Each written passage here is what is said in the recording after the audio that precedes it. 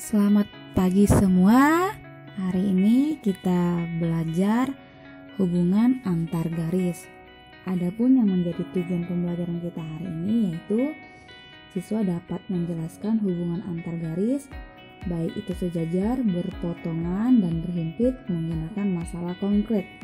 Maksudnya ini adalah nanti setelah kita belajar hubungan antar garis, kalian harus sudah dapat menjelaskan hubungan antar garis yang sejajar, berpotongan, dan berhimpit dengan menggunakan masalah yang konkret, artinya yang nyata dalam kehidupan sehari-hari kita.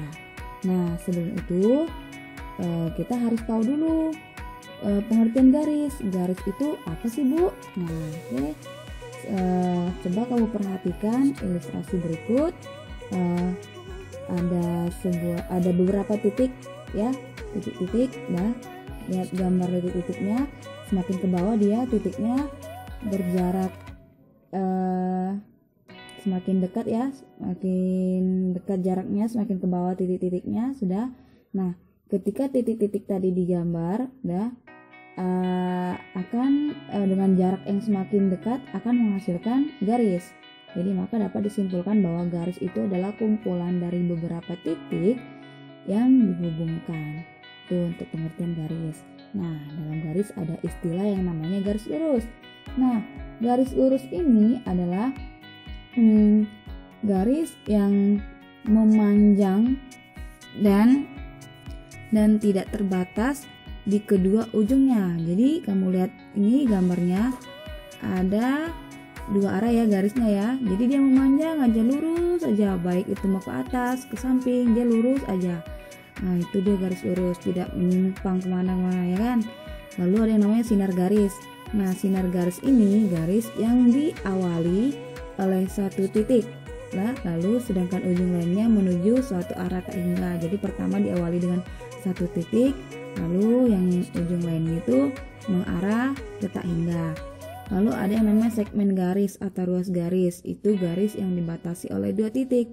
Ya, ada dua buah titik. Kamu bayangkan aja ada dua buah titik tuh ya membatasi garis tersebut. Lalu ada yang namanya garis horizontal atau mendatar, lalu garis vertikal yang tegak. Oke, ini sudah pernah kita singgung sebelumnya ya. Lalu kita akan belajar hubungan dua garis. Dalam hubungan dua garis ini ada yang namanya garis sejajar.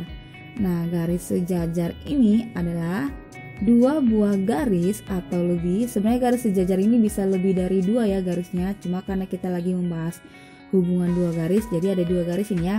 Jadi dua buah garis atau lebih yang terletak pada bidang datar dan tidak berpotongan walaupun diperpanjang tanpa batas. Garisnya diperpanjang, walaupun garisnya diperpanjang tanpa batas, dia tidak akan berpotongan ya. Ini dia contoh garis sejajar. Oke, searah dia ya. Bisa kita lihat contoh dalam kehidupan sehari-hari yaitu senar gitar ya. Senar gitar itu lihat sejajar kan dia arahnya, arah garisnya ya.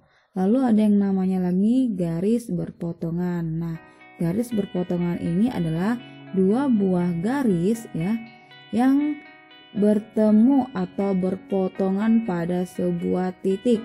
Oke, dua buah garis atau lebih boleh yang bertemu atau berpotongan pada sebuah titik atau yang disebut titik potong ya. Kamu lihat gambar berikut contohnya nih, yang tanda panah yang Ibu tunjukkan itu adalah titik potongnya. Disitulah mereka bertemu, kedua garis itu bertemu. Nah, garis A dan garis B berpotongan, dia ada titik potongnya. Lalu ada namanya garis berpotongan tegak lurus. Nah, Ibu bilang tadi kan kalau garis berpotongan itu tadi kan garis yang bertemu atau berpotongan pada sebuah titik. Nah, kalau ini bedanya ketika garis ini bertemu pada sebuah titik atau berpotongan pada sebuah titik akan menghasilkan tegak lurus, itu sudut siku-siku atau 90 derajat ya kan. Ini dia. Lalu yang menjadi contoh dalam kehidupan nyatanya itu adalah ini rel kereta api. Lihat ada diwarnain tuh rel yang menjadi garis berpotongan rel kereta apinya. Oke, itu garis berpotongan. Lalu ada yang namanya garis berhimpit. Nah, garis berhimpit ini adalah dua buah garis yang saling berhimpit. Kamu lihat contoh gambar berikut, sudah ada garis AB dengan garis CD berhimpitan mereka. Ini dia tanda panahnya, lihat, oke? Atau dalam kehidupan sehari-hari kita bisa kita lihat itu jarum panjang pada jam analog dan jarum pendeknya ya. Ketika jarum jam panjang dan pendeknya mengarah yang sama, misalnya kalau ini dalam contoh mengarah ke arah jam 12 ya kan, jarum panjangnya dan jarum pendeknya sama-sama mengarah ke angka 12. Nah, disinilah dikatakan berhimpit. Oke, sekian penjelasan untuk materi hari ini.